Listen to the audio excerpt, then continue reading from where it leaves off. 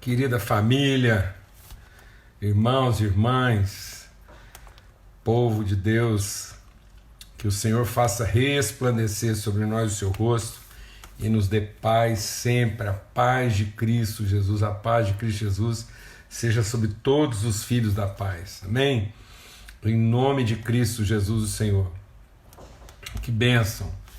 Ontem a gente está aqui começando, os irmãos estão chegando aí, né, se colocando ao redor da mesa, coisa bendita, abençoada. Ontem um irmão me ligou, logo depois da live, e falou assim: Paulo Júnior, por que você não incentiva o pessoal a dar um toque lá no aviãozinho e divulgar isso para mais pessoas? Ele falou: fui tão abençoado com a palavra de hoje e tive essa iniciativa de avisar, de compartilhar com muita gente, e muitas outras pessoas foram abençoadas, tá bom? Então, fique aí à vontade, a gente sempre gasta aqui alguns minutos conversando, compartilhando, até entrar propriamente na meditação. Então, ainda dá tempo aí de você convidar alguém para sentar na mesa também, e tem sempre lugar aí, tá bom? Graças a Deus. E o Luciano entrou aqui, ó. Hoje às 20 horas, né, nós vamos ter um fórum aí sobre o Sermão do Monte, junto com Carlinhos Queiroz. Então, assim que terminar a nossa live aqui de hoje, a gente entra lá também. O Luciano, sobe nos comentários aí para o pessoal poder, né, printar aí, anotar o endereço, o link, para quem quiser participar conosco hoje às 20 horas lá, tá bom? Vai ser uma alegria, muita saudade do Carlinhos, a gente poder tá junto e compartilhar e repartir. Amém, amados? Graças a Deus, um tempo de Deus, e nós estamos aqui meditando sobre Filipenses, né? A carta de Paulo aos Filipenses. Eu tenho compartilhado aqui, que é o podcast de Paulo aos Filipenses, né? A live que foi gravada lá e que a gente está podendo, né, rever em nome de Cristo Jesus. Então é algo que foi registrado, e eu tenho compartilhado sobre isso para poder a gente entender, né, que nós podemos vencer, né, nós podemos ser proativos em tempos assim de desafio, de separação, de afastamento, porque nós conhecemos e adoramos a Deus em espírito e em verdade, amém? Então, do mesmo modo como Paulo estava vencendo essa distância, essa separação de tempo e espaço, registrando cartas, registrando a sua mensagem, tá subindo aí o endereço que nós vamos estar lá, né? Você pode entrar no Facebook lá e acompanhar esse processo aí, vai acontecer às 20 horas de hoje. Então Paulo está vencendo isso, e ele está mostrando que é possível a gente viver plenitude, que nós não precisamos entender essas coisas como sendo uma pausa, amém? Eu tenho insistido muito aqui com os irmãos nessa reflexão. Um dos grandes problemas nossos é achar que a vida faz uma pausa, e aí a gente fica assim meio que esperar, amados, não é pausar. Esperar é trabalhar outras virtudes, né? É o fluir de Deus trabalhando outras áreas da nossa vida. Então esperei com paciência no Senhor, e Ele me ouviu quando clamei. Então essa espera é uma espera de esperança, e não uma espera de expectativa. Muitas pessoas estão pausadas na expectativa do que será, e não trabalhando a esperança do que já é. Então a esperança, ela trabalha o que nós já somos. É a transformação, é o desenvolvimento do que nós já somos. Quando um agricultor planta uma semente, ele espera o processo da semente, que vai soltar o primeiro ramo, depois o caule, depois os galhos, depois o fruto. Então a semente nunca pausou. A semente só está pausada aonde? No celeiro, mas na sementeira, onde ela é viva, onde ela é pulsante, ela é latente, os elementos vitais estão sendo trabalhados. Então, quando você semeia a semente e o agricultor espera pelas primeiras chuvas, espera pelo sol, espera que a natureza trabalhe ali a semente, aquilo não é uma pausa, né? A esperança de quem crê no processo. e não a expectativa de quem está em busca do resultado. Eu vou falar devagar. A esperança é para quem crê no processo. A expectativa é para quem deseja apenas o resultado. Então, para muitas pessoas que têm a expectativa do resultado, momentos como esse são de pausa. Mas para quem tem esperança, esses momentos são profundamente ativos, né? São proativos, porque Deus está trabalhando virtude na nossa vida. Amém? Graças a Deus. Então Paulo vai trabalhar exatamente isso, né? Ele trabalha essa questão do Deus que começou há de concluir, aquele que gerou em nós o querer há de dar as condições de realizar. Então são os processos de Deus que vão trazendo a evidência, trazendo à materialidade os recursos que Deus já disponibilizou para poder dar materialidade àquilo que Ele iniciou. Glória a Deus, amados. Então, vamos lá. A gente compartilhou sobre isso, por isso é um processo que a gente tem que estar constantemente alimentando. Eu queria ter agora um momento de oração, né, e a gente realmente colocar diante do Senhor. Pai, muito obrigado por esse tempo, obrigado pelos processos, pelo fluir do Teu Espírito. O Teu Espírito está sempre em movimento. E nós queremos ser conduzidos pelo Teu Espírito, guiados pelo Teu Espírito, movidos pelo Teu Espírito, para que nós sejamos trabalhados, para que ainda que as nossas realidades exteriores, ainda que o fruto da oliveira minta, ainda que não haja curral, ainda que não haja vaca no curral, ainda que, ó Deus, haja confusão no mundo, todavia a nossa esperança vem do Senhor, a nossa esperança é o Senhor. E nós queremos viver esses processos, saber que nenhum dos Teus planos na nossa vida podem ser frustrados. Em nome de Cristo Jesus, o Senhor. Amém e amém. Graças a Deus. Abra sua Bíblia lá em Filipenses, no capítulo 4. A gente já passou para o capítulo 4. Estamos meditando aí nesse processo que fala exatamente disso, de conhecer mais profundamente, de ser transformado no entendimento, de discernir o que é melhor. Então tudo isso Paulo está insistindo, né? num avanço, numa transformação. Glória a Deus, amados. Então, em nome de Cristo Jesus, não há pausa para a vida, né? Eu posso viver momentos distintos, realidades distintas, uma hora mais pressão, outra hora menos pressão, né? Uma hora mais tranquilo, outra hora menos tranquilo, mas a vida está fluindo, ela está cumprindo o seu propósito. E aí a gente compartilhou lá ontem exatamente isso, né? Por isso há uma palavra de ordem para a nossa vida: alegria. O reino de Deus é paz, justiça e alegria no Espírito Santo. Então Paulo está dizendo que é possível a gente viver uma condição alegre sempre. Só que isso vai exigir de nós o quê? Meditação, reflexão. Então ele diz: outra vez digo, alegrai-vos. E aí ele diz assim: seja a vossa amabilidade, seja a vossa gentileza, seja o vosso trato conhecido de todo tipo de gente. Meu Deus, irmãos, eu quero voltar nesse ponto aqui, insistir um pouquinho nesse ponto. Nós cristãos, filhos e filhas de Deus, somos preparados, pessoas preparadas, bem resolvidas para lidar com qualquer tipo de pessoa. Não quer dizer que a gente concorda com tudo que todo mundo faz. Amém?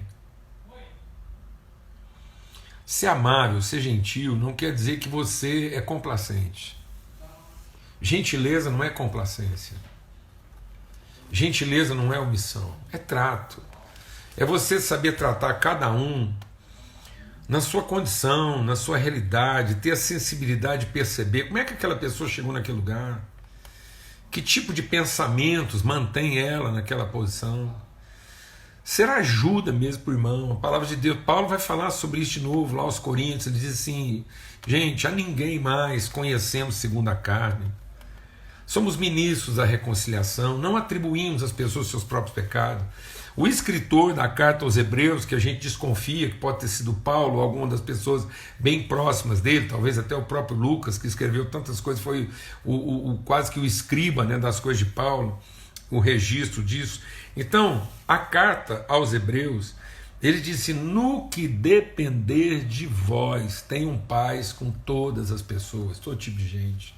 Então nada justifica a nossa agressividade, nada justifica a violência, nada justifica ser rude, agressivo. Amém, amados? Em nome de Cristo Jesus, nada justifica na nossa vida fazer juízo precipitado. A palavra de Deus diz: a ninguém julgueis, nem pelo comer, nem pelo vestir, nem por qualquer outra coisa. Nós não fomos chamados para fazer juízo, nós fomos chamados para expressar justiça, misericórdia, ajuda, isso com alegria, para que não seja uma coisa assim pesada, não seja uma coisa assim de quem está se vitimizando, sofrendo. Amado, a gente não sofre ninguém, não. Sofra pelas pessoas, mas não sofra por causa delas. Sofra em favor delas, mas não sofra por conta delas. Então, em nome de Cristo Jesus, que ninguém faça você sofrer, mas que você saiba sofrer por todo mundo. Sofrer a dor do outro, entender, ser gentil, saber entregar. Amém? Em nome de Cristo, isso vai dar uma condição de alegria. Por isso que busque o reino de Deus, essa soberania de Deus e a sua justiça, e todas as coisas serão acrescentadas. A gente não vai precisar andar hoje de coisa alguma. Você está vendo como é que isso é uma sequência, que o pensamento aqui não está deslocado, que é o evangelho sendo repetido de todas as formas, para que a gente possa ter o nosso entendimento transformado, possa ter essa fortaleza, né, essa prisão que se estabeleceu na nossa mente destruída.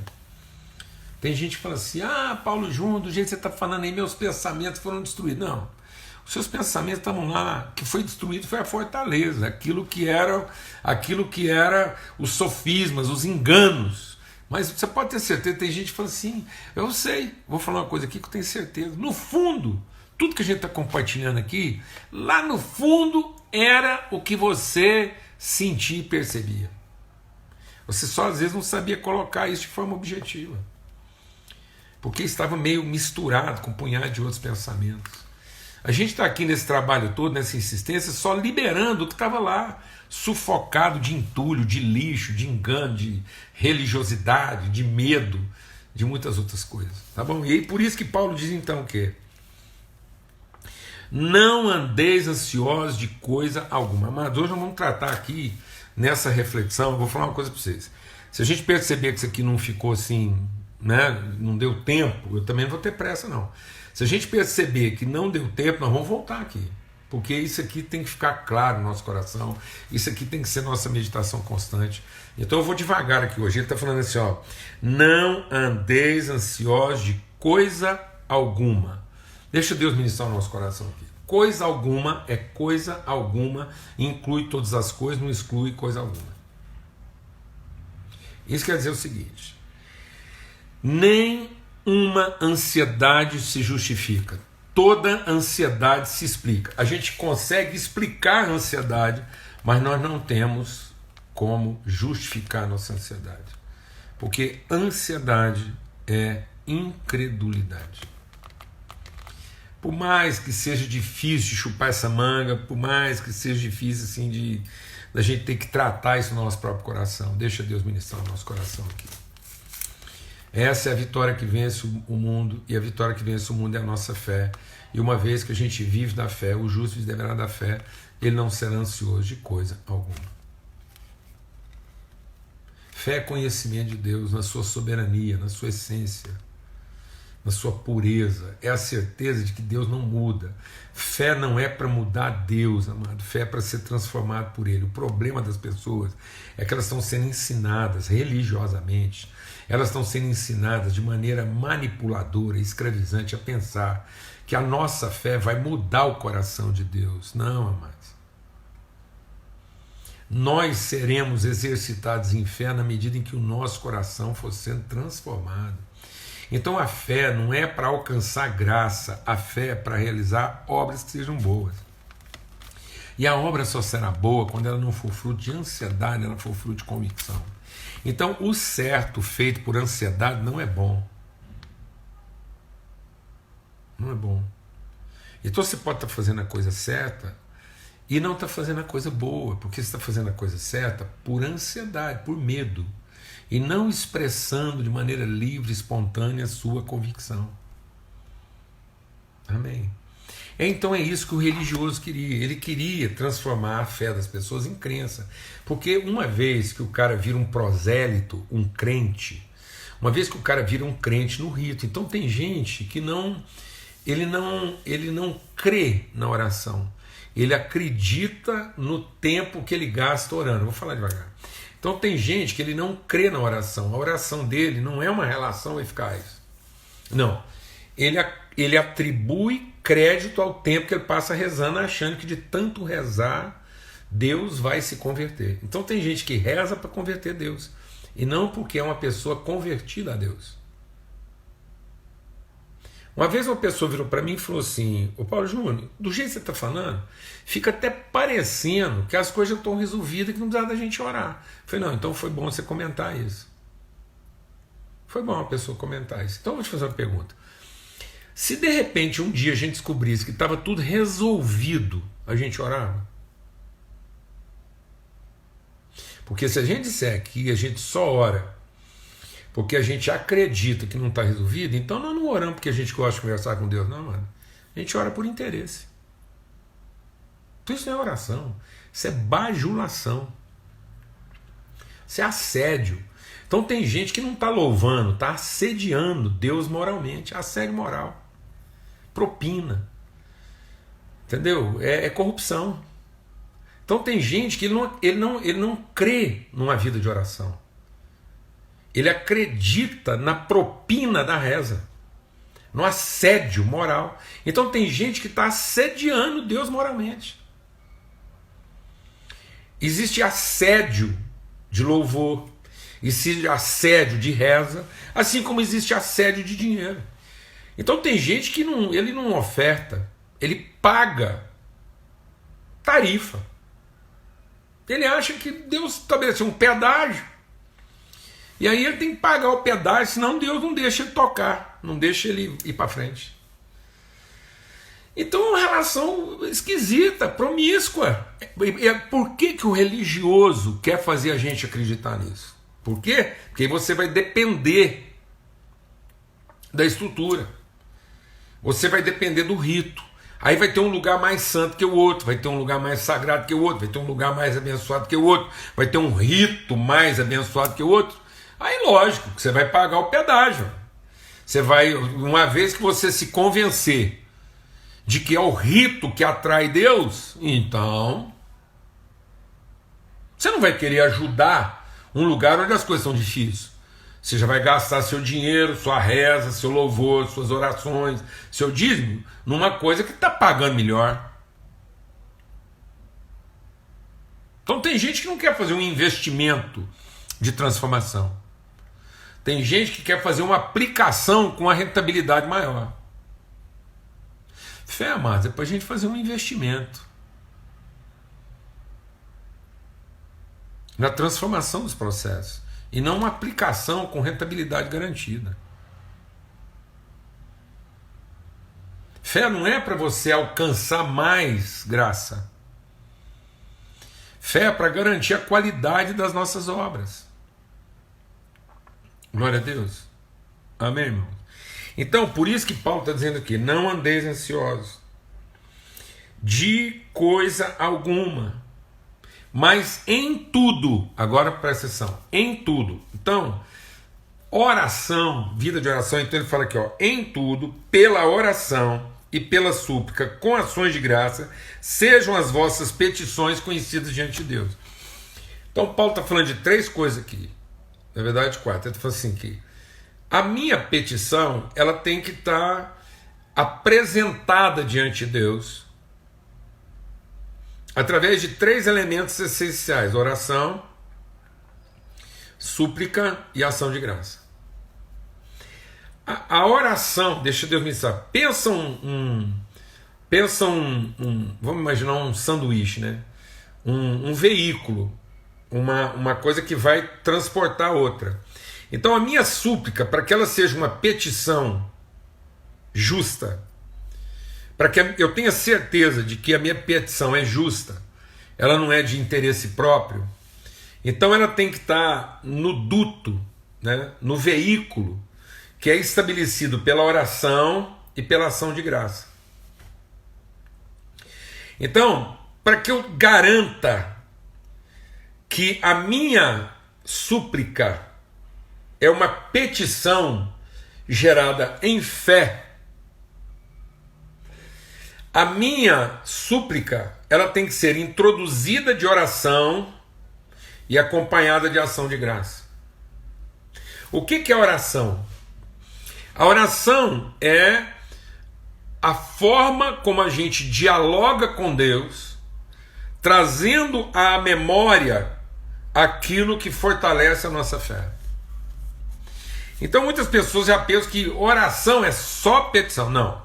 Oração é o modo como eu desenvolvo, é o modo como eu trabalho a minha fé antes da súplica. Por isso que a palavra de Deus diz o quê? Pela oração e pela palavra todas as coisas são santificadas. Vou desativar o comentário aqui. Pela palavra e pela oração todas as coisas são santificadas. Porque a oração é a forma como a gente conversa com Deus a respeito daquilo que Ele falou. Então é um diálogo, é uma conversa. Por isso que eu falei, e se já tivesse tudo resolvido, a gente não orava? Não, aí que a gente tinha que orar mesmo. Então por que a gente ora? Para saber como é que ficou resolvido.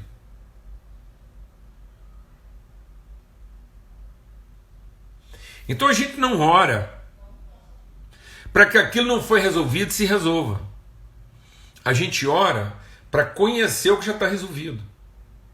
Para que quando a gente for apresentar a nossa súplica, a gente possa fazer a súplica de acordo com a vontade de Deus. Porque ele diz, tudo que vocês pedirem de acordo com a minha vontade será feito. Então muitas vezes nós estamos achando que a oração é a forma como eu vou fazer Deus se convencer da minha vontade. Jesus não ensinou a gente a orar assim. Está vendo como é que Jesus apresenta uma súplica em oração? Então como é que Jesus falou? Quando vocês forem orar, façam assim. Entra lá no seu lugar mais profundo. Entra no seu lugar mais secreto. Entra lá na sua interioridade, lá onde habitam seus pensamentos e seus motivos e suas razões mais profundas. Então lá no profundo do seu entendimento, você vai orar assim: Pai nosso que está nos céus. Então primeiro, ele é Pai. Segundo, ele é nosso. Não é meu Pai. Não é meu Deus. Não, é nosso Pai. É o Pai de uma família. Há outras realidades implicadas.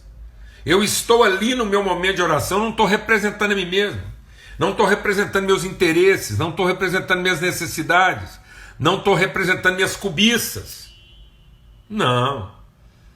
Eu estou ali como sacerdote de um povo, como representante de uma terra. É Pai nosso. Pai nosso. Está vendo que é oração? Que estás nos céus. Eu estou falando com um Pai que é soberano, que vê todas as coisas, que discerne tudo, que tem o controle de tudo.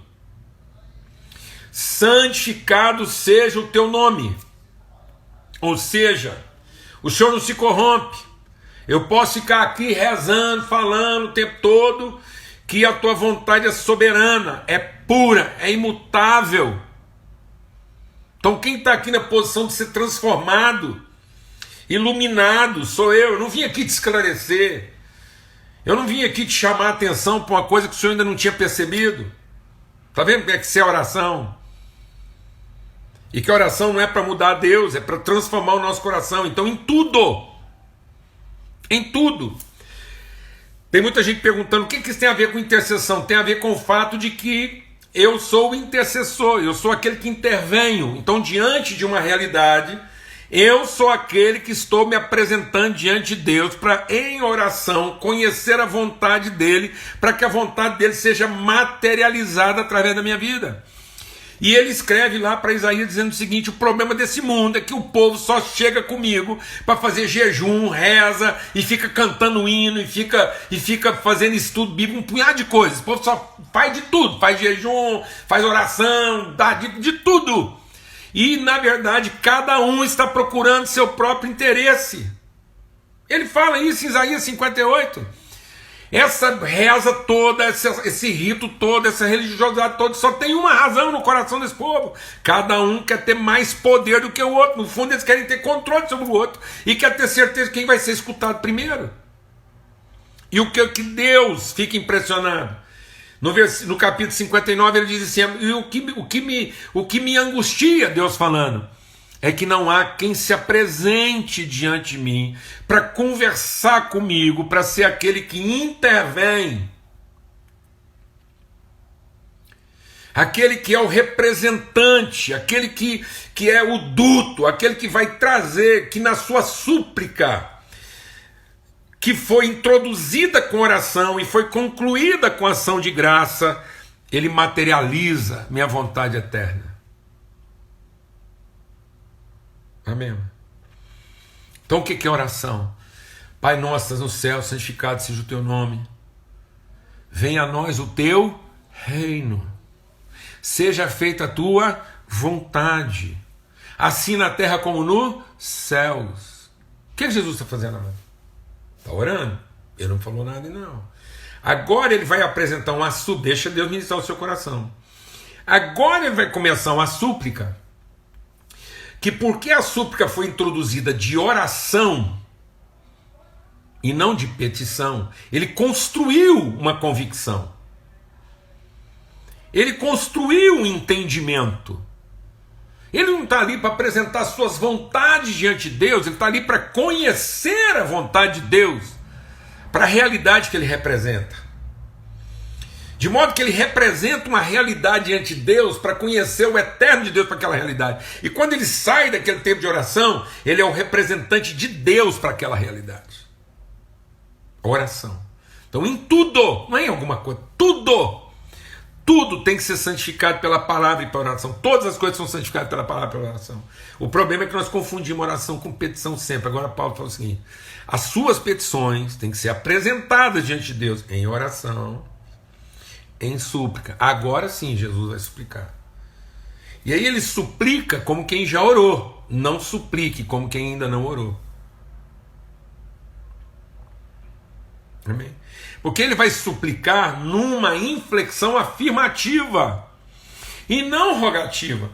Por isso agora ele está pedindo como quem tem certeza e não pedindo como quem tem expectativa. Sabe por que a gente pede como quem tem expectativa? Porque a gente não ora em tudo. A gente pede de tudo, mas não ora em tudo para pedir. Então aprenda a orar para pedir.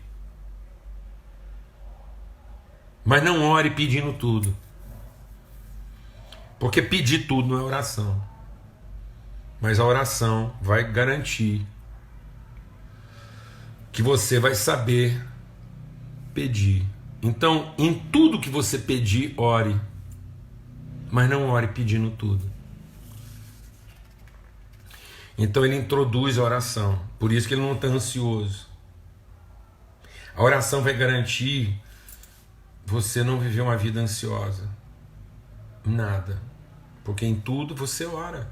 Você conversa com Deus, você aprende, você ouve Deus, você medita, você assentou.